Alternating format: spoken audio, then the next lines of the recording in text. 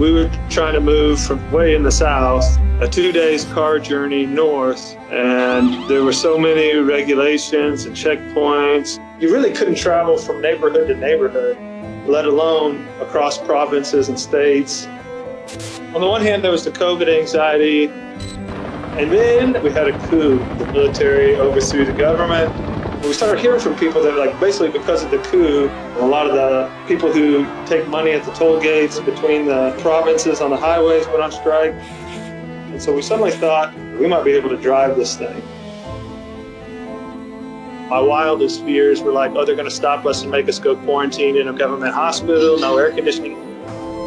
Well, so the first night we drove, it was like driving under normal times. We didn't see a lot of soldiers on the road. There were no COVID checkpoints. So the curfew's at 8, and we got into the house at like 7:45.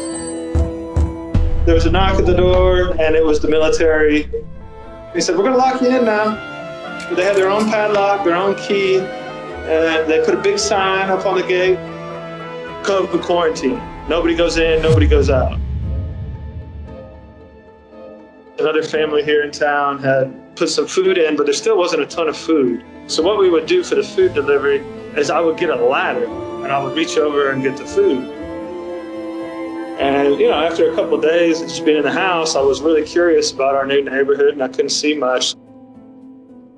And so then I took to read my Bible up there in the morning. I had a lot of interactions with people because people would stop and be like, what are you doing on the ladder? This one little boy, he came by and he saw me up there one morning when I was reading my Bible. He said, what are you doing up there? And I said, well, this is the Bible. I read the Bible every morning. I'm a Christian. Well, it turns out he's a Christian too. That was really how I started my friendship. He was just really tickled because he didn't know any other Christians in this neighborhood. And then this Muslim guy walks by. So I talked to him a lot up on the ladder. Almost every day he'd walk by, and he's super curious. Like, he's a super curious person. We talk about Islam and Christianity. I would just go up there on the top of the ladder and people would see me and I couldn't leave the house. I'd talk to them. They were curious about me and I was curious about the neighborhood and about them. So it's just a good way to see what was going on and just read the Bible and pray for people.